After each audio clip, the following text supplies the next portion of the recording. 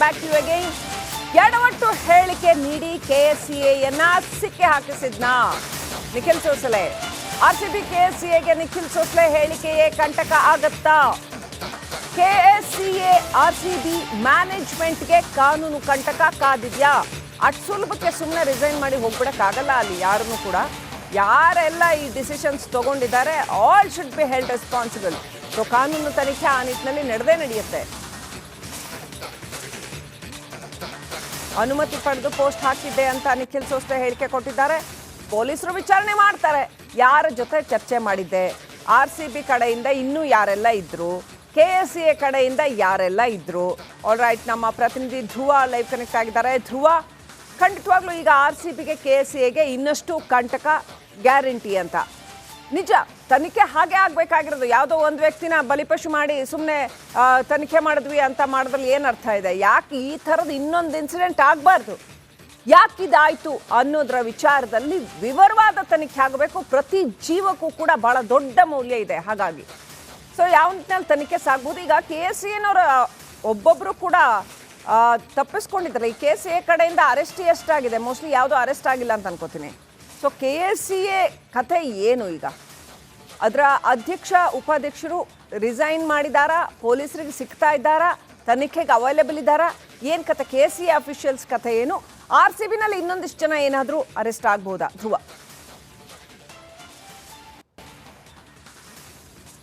ಶ್ರೀಲಕ್ಷ್ಮಿ, ಈಗ ಮುಖ್ಯವಾಗಿ ಇದೇ ವಿಚಾರಕ್ಕೆ ಸಂಬಂಧಪಟ್ಟ ಹಾಗೆ ಸಿಐಡಿ ಅಧಿಕಾರಿಗಳು ಹಿರಿಯ ಅಧಿಕಾರಿಗಳ ಜೊತೆ ಚರ್ಚೆಯನ್ನ ಮಾಡಿದ್ದಾರೆ. ಈಗಾಗಲೇ ಕೆಎಸ್ಸಿಎ ಹೋಗಿ ಹೈಕೋರ್ಟ್ನಲ್ಲಿ ಮಧ್ಯಂತರ ಆದೇಶವನ್ನ ಕೂಡ ತಂದಿದ್ದಾರೆ. ಯಾವುದೇ ಬಲವಂತದ ಕ್ರಮವನ್ನ ಕೈಗೊಳ್ಳುವಂತಿಲ್ಲ, ಆದರೆ ತನಿಖೆಯನ್ನ ಮಾಡಬಹುದು ಅಂತ ಹೇಳಿದ್ದಾರೆ. ಸೊ ಹೀಗಾಗಿ ಕೆಎಸ್ಸಿಎಯಲ್ಲಿ ಯಾರೆಲ್ಲ ಇದ್ದಾರೆ, ಯಾರೆಲ್ಲ ಇದಕ್ಕೆ ಸಂಬಂಧಪಟ್ಟವರು, ಅವರು ರಿಸೈನ್ ಮಾಡಿದ್ರು ಕೂಡ ಆಗ ಅಧಿಕಾರದಲ್ಲಿದ್ರು. ಸೊ ಹಾಗಾಗಿ ಅವರಿಗೆ ನೋಟಿಸ್ ಅನ್ನ ನೀಡಿ ಅವರನ್ನ ವಿಚಾರಣೆ ಮಾಡುವಂತ ಕೆಲಸವನ್ನ ಕೂಡ ಮಾಡ್ತಾರೆ ಸಿಐಡಿ ಅಧಿಕಾರಿಗಳು. ಇದರ ಜೊತೆ ಆರ್ಸಿಬಿ ಮ್ಯಾನೇಜ್ಮೆಂಟ್ ನಲ್ಲಿ ಯಾರೆಲ್ಲ ಇದ್ರು ಅಂದ್ರೆ ನಿಖಿಲ್ ಸೋಸಲೆ ಮಾತ್ರ ಇದಕ್ಕೆ ಕಾರಣನ, ಆತನ ಜೊತೆ ಯಾರಿದ್ರು ಇವರೆಲ್ಲರನ್ನ ಕೂಡ ಈಗ ಮಾಹಿತಿಯನ್ನ ಕಲೆ ಹಾಕಿದ್ದಾರೆ. ನಿಖಿಲ್ ಸೋಸಲೆಯನ್ನ ಮತ್ತೊಮ್ಮೆ ವಿಚಾರಣೆ ಮಾಡಿ ಆತನಿಂದ ಹೇಳಿಕೆಯನ್ನ ದಾಖಲು ಮಾಡಿಸಿಕೊಳ್ಳುವಂತ ಕೆಲಸವನ್ನ ಮಾಡ್ತಾರೆ. ಅದಾದ ನಂತರ ಕೆಎಸ್ಸಿಎ ಅವರಿಗೆ ನೋಟಿಸ್ ಅನ್ನ ನೀಡಿ ವಿಚಾರಣೆ ಮಾಡುವಂತ ಕೆಲಸವನ್ನ ಕೂಡ ಮಾಡ್ತಾರೆ. ಈಗಾಗಲೇ ಹಿರಿಯ ಅಧಿಕಾರಿಗಳ ಜೊತೆ ಸಿಐಡಿ ಟೀಮ್ ಚರ್ಚೆಯನ್ನ ಮಾಡಿದೆ.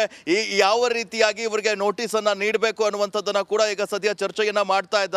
ಮುಖ್ಯವಾಗಿ ಕೆಎಸ್ಸಿಎಯ ಎಲ್ಲ ಪದಾಧಿಕಾರಿ ಅಂದ್ರೆ ಮೇನ್ ಯಾರೆಲ್ಲ ಇದ್ರು ನೋಡಿ, ಅಧ್ಯಕ್ಷರು, ಕಾರ್ಯದರ್ಶಿ ಹಾಗೆ ಖಜಾಂಚಿ, ಅವರೆಲ್ಲರನ್ನ ಕೂಡ ಕರೆಸಿ ವಿಚಾರಣೆ ಮಾಡುವಂತ ಕೆಲಸವನ್ನ ಕೂಡ ಮಾಡ್ತಾರೆ. ಅಂದ್ರೆ ಆ ಘಟನೆ ನಡೆದಾಗ ನಿಮಗೆ ಯಾವುದು ಕೂಡ ಗಮನಕ್ಕೆ ಬಂದಿರಲಿಲ್ವಾ ಅನ್ನುವಂಥದ್ದು. ಆದ್ರೆ ಕೆಲವೊಂದಿಷ್ಟು ಪತ್ರ ವ್ಯವಹಾರಗಳು, ಕೆಲವೊಂದಿಷ್ಟು ಅನುಮತಿಗಳನ್ನ ನಾವು ನೋಡ್ತಾ ಹೋದ್ರೆ ತನಿಖಾ ಹಂತದಲ್ಲಿ ಸಿಕ್ಕಿರುವಂತದ್ದು. ಇದು ಕೆಎಸ್ಸಿಎ, ಆರ್ಸಿಬಿ ಮ್ಯಾನೇಜ್ಮೆಂಟ್ ಮತ್ತೆ ಡಿಎನ್ಎ ಸಂಸ್ಥೆ ಏನಿದೆ, ಇವು ಮೂರು ಕೂಡ ಸೇರ್ಕೊಂಡು ಈ ಒಂದು ಈವೆಂಟ್ಗೆ ತರಾತುರಿಯಲ್ಲಿ ತಯಾರಿಯನ್ನ ನಡೆಸಿರುವಂತದ್ದು ಮೇಲ್ನೋಟಕ್ಕೆ ಕಂಡು ಬಂದಿದೆ. ಹೀಗಾಗಿ ಈ ಮೂರು ಸಂಸ್ಥೆಗಳಿಗೆ ಕಾನೂನು ಕಂಟಕ ಎದುರಾಗುತ್ತೆ, ಅಲ್ಲದೆ ಅವರಿಗೆ ಸಂಕಷ್ಟ ಕೂಡ ಕಟ್ಟಿಟ್ಟ ಬುತ್ತಿ ಅಂತ ಹೇಳಲಾಗ್ತಾ ಇದೆ. ಸಿಐಡಿ ತನಿಖೆಯ ನಂತರ ಏನೆಲ್ಲ ವಿಚಾರಗಳು ಬಹಿರಂಗ ಆಗುತ್ತೆ ಅನ್ನುವಂಥದ್ದು ಕೂಡ ಈಗ ಕಾದ್ ನೋಡ್ಬೇಕಾಗಿರುವಂಥದ್ದು. ಆದ್ರೆ ಸಿಐಡಿ ಅಧಿಕಾರಿಗಳು ಎಲ್ಲ ಅಂದ್ರೆ ಈಗ ಸ್ಟೇಡಿಯಂಗೆ ತೆರಳಿ ಅಲ್ಲಿನ ಸಿಸಿಟಿವಿ ಫುಟೇಜ್ ಗಳನ್ನ ಕಲೆಕ್ಟ್ ಮಾಡ್ಕೊಂಡಿದ್ದಾರೆ. ಅಲ್ಲದೆ ಈ ಪ್ರಮುಖ ಆರೋಪಿಗಳ ಹೇಳಿಕೆಯನ್ನ ದಾಖಲು ಮಾಡುವಂತ ಕೆಲಸವನ್ನ ಮಾಡ್ತಾರೆ. ಅದಾದ ನಂತರ ಪ್ರತ್ಯಕ್ಷದರ್ಶಿಗಳ ಹೇಳಿಕೆಯನ್ನ ಕೂಡ ದಾಖಲು ಮಾಡುವಂತ ಕೆಲಸ ಮಾಡ್ತಾರೆ. ಸಮಗ್ರವಾಗಿ ತನಿಖೆಯನ್ನ ನಡೆಸಿ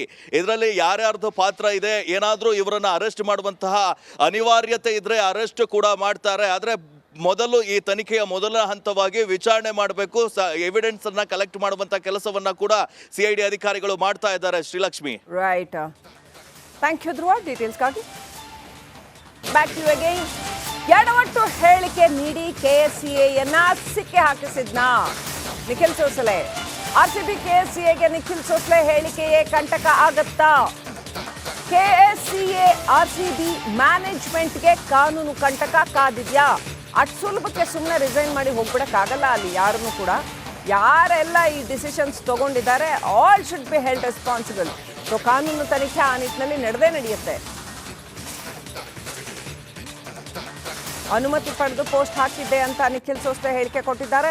ಪೊಲೀಸರು ವಿಚಾರಣೆ ಮಾಡ್ತಾರೆ ಯಾರ ಜೊತೆ ಚರ್ಚೆ ಮಾಡಿದ್ದೆ, ಆರ್ಸಿಬಿ ಕಡೆಯಿಂದ ಇನ್ನೂ ಯಾರೆಲ್ಲ ಇದ್ರು, ಕೆಎಸ್ಸಿಎ ಕಡೆಯಿಂದ ಯಾರೆಲ್ಲ ಇದ್ರು.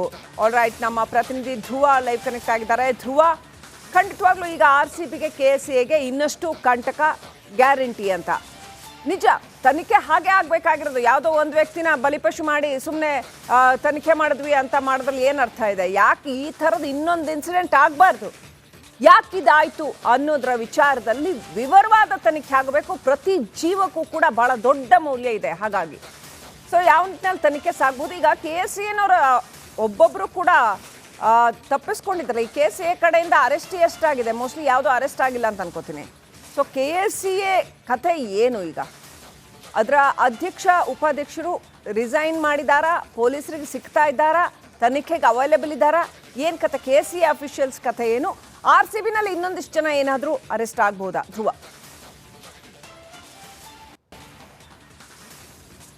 ಶ್ರೀಲಕ್ಷ್ಮಿ, ಈಗ ಮುಖ್ಯವಾಗಿ ಇದೇ ವಿಚಾರಕ್ಕೆ ಸಂಬಂಧಪಟ್ಟ ಹಾಗೆ CID ಅಧಿಕಾರಿಗಳು ಹಿರಿಯ ಅಧಿಕಾರಿಗಳ ಜೊತೆ ಚರ್ಚೆಯನ್ನ ಮಾಡಿದ್ದಾರೆ. ಈಗಾಗಲೇ KSCA ಹೋಗಿ ಹೈಕೋರ್ಟ್ನಲ್ಲಿ ಮಧ್ಯಂತರ ಆದೇಶವನ್ನ ಕೂಡ ತಂದಿದ್ದಾರೆ. ಯಾವುದೇ ಬಲವಂತದ ಕ್ರಮವನ್ನ ಕೈಗೊಳ್ಳುವಂತಿಲ್ಲ, ಆದರೆ ತನಿಖೆಯನ್ನ ಮಾಡಬಹುದು ಅಂತ ಹೇಳಿದ್ದಾರೆ. ಸೊ ಹೀಗಾಗಿ KSCAಯಲ್ಲಿ ಯಾರೆಲ್ಲ ಇದ್ದಾರೆ, ಯಾರೆಲ್ಲ ಇದಕ್ಕೆ ಸಂಬಂಧಪಟ್ಟವರು, ಅವರು ರಿಸೈನ್ ಮಾಡಿದ್ರು ಕೂಡ ಆಗ ಅಧಿಕಾರದಲ್ಲಿದ್ರು. ಸೊ ಹಾಗಾಗಿ ಅವರಿಗೆ ನೋಟಿಸ್ ಅನ್ನ ನೀಡಿ ಅವರನ್ನ ವಿಚಾರಣೆ ಮಾಡುವಂತ ಕೆಲಸವನ್ನ ಕೂಡ ಮಾಡ್ತಾರೆ CID ಅಧಿಕಾರಿಗಳು. ಇದರ ಜೊತೆ RCB ಮ್ಯಾನೇಜ್ಮೆಂಟ್ ನಲ್ಲಿ ಯಾರೆಲ್ಲ ಇದ್ರು ಅಂದ್ರೆ ನಿಖಿಲ್ ಸೋಸ್ಲೆ ಮಾತ್ರ ಇದಕ್ಕೆ ಕಾರಣನ, ಆತನ ಜೊತೆ ಯಾರಿದ್ರು ಇವರೆಲ್ಲರನ್ನ ಕೂಡ ಈಗ ಮಾಹಿತಿಯನ್ನ ಕಲೆ ಹಾಕಿದ್ದಾರೆ. ನಿಖಿಲ್ ಸೋಸ್ಲೆಯನ್ನ ಮತ್ತೊಮ್ಮೆ ವಿಚಾರಣೆ ಮಾಡಿ ಆತನಿಂದ ಹೇಳಿಕೆಯನ್ನ ದಾಖಲು ಮಾಡಿಸಿಕೊಳ್ಳುವಂತ ಕೆಲಸವನ್ನ ಮಾಡ್ತಾರೆ. ಅದಾದ ನಂತರ KSCA ಅವರಿಗೆ ನೋಟಿಸ್ ಅನ್ನ ನೀಡಿ ವಿಚಾರಣೆ ಮಾಡುವಂತ ಕೆಲಸವನ್ನ ಕೂಡ ಮಾಡ್ತಾರೆ. ಈಗಾಗಲೇ ಹಿರಿಯ ಅಧಿಕಾರಿಗಳ ಜೊತೆ CID ಟೀಮ್ ಚರ್ಚೆಯನ್ನ ಮಾಡಿದೆ. ಈ ಯಾವ ರೀತಿಯಾಗಿ ಇವರಿಗೆ ನೋಟಿಸ್ ಅನ್ನ ನೀಡಬೇಕು ಅನ್ನುವಂಥದ್ದನ್ನ ಕೂಡ ಈಗ ಸದ್ಯ ಚರ್ಚೆಯನ್ನ ಮಾಡ್ತಾ ಇದ್ದಾರೆ. ಮುಖ್ಯವಾಗಿ KSCA ಎಲ್ಲ ಪದಾಧಿಕಾರಿ ಅಂದ್ರೆ ಮೈನ್ ಯಾರೆಲ್ಲ ಇದ್ರು ನೋಡಿ, ಅಧ್ಯಕ್ಷರು, ಕಾರ್ಯದರ್ಶಿ ಹಾಗೆ ಖಜಾಂಚಿ, ಅವರೆಲ್ಲರನ್ನ ಕೂಡ ಕರೆಸಿ ವಿಚಾರಣೆ ಮಾಡುವಂತ ಕೆಲಸವನ್ನ ಕೂಡ ಮಾಡ್ತಾರೆ. ಅಂದ್ರೆ ಆ ಘಟನೆ ನಡೆದಾಗ ನಿಮಗೆ ಯಾವುದು ಕೂಡ ಗಮನಕ್ಕೆ ಬಂದಿರಲಿಲ್ವಾ ಅನ್ನುವಂಥದ್ದು. ಆದ್ರೆ ಕೆಲವೊಂದಿಷ್ಟು ಪತ್ರ ವ್ಯವಹಾರಗಳು, ಕೆಲವೊಂದಿಷ್ಟು ಅನುಮತಿಗಳನ್ನ ನಾವು ನೋಡ್ತಾ ಹೋದ್ರೆ ತನಿಖಾ ಹಂತದಲ್ಲಿ ಸಿಕ್ಕಿರುವಂತದ್ದು. ಇದು KSCA, RCB ಮ್ಯಾನೇಜ್ಮೆಂಟ್ ಮತ್ತೆ DNA ಸಂಸ್ಥೆ ಏನಿದೆ, ಇವು ಮೂರು ಕೂಡ ಸೇರ್ಕೊಂಡು ಈ ಒಂದು ಈವೆಂಟ್ಗೆ ತರಾತುರಿಯಲ್ಲಿ ತಯಾರಿಯನ್ನ ನಡೆಸಿರುವಂತದ್ದು ಮೇಲ್ನೋಟಕ್ಕೆ ಕಂಡು ಬಂದಿದೆ. ಹೀಗಾಗಿ ಈ ಮೂರು ಸಂಸ್ಥೆಗಳಿಗೆ ಕಾನೂನು ಕಂಟಕ ಎದುರಾಗುತ್ತೆ, ಅಲ್ಲದೆ ಅವರಿಗೆ ಸಂಕಷ್ಟ ಕೂಡ ಕಟ್ಟಿಟ್ಟ ಬುತ್ತಿ ಅಂತ ಹೇಳಲಾಗ್ತಾ ಇದೆ. CID ತನಿಖೆಯ ನಂತರ ಏನೆಲ್ಲ ವಿಚಾರಗಳು ಬಹಿರಂಗ ಆಗುತ್ತೆ ಅನ್ನುವಂಥದ್ದು ಕೂಡ ಈಗ ಕಾದ್ ನೋಡ್ಬೇಕಾಗಿರುವಂಥದ್ದು. ಆದ್ರೆ CID ಅಧಿಕಾರಿಗಳು ಎಲ್ಲ ಅಂದ್ರೆ ಈಗ ಸ್ಟೇಡಿಯಂಗೆ ತೆರಳಿ ಅಲ್ಲಿನ CCTV ಫುಟೇಜ್ಗಳನ್ನ ಕಲೆಕ್ಟ್ ಮಾಡ್ಕೊಂಡಿದ್ದಾರೆ. ಅಲ್ಲದೆ ಈ ಪ್ರಮುಖ ಆರೋಪಿಗಳ ಹೇಳಿಕೆಯನ್ನ ದಾಖಲು ಮಾಡುವಂತ ಕೆಲಸವನ್ನ ಮಾಡ್ತಾರೆ. ಅದಾದ ನಂತರ ಪ್ರತ್ಯಕ್ಷದರ್ಶಿಗಳ ಹೇಳಿಕೆಯನ್ನ ಕೂಡ ದಾಖಲು ಮಾಡುವಂತ ಕೆಲಸ ಮಾಡ್ತಾರೆ. ಸಮಗ್ರವಾಗಿ ತನಿಖೆಯನ್ನ ನಡೆಸಿ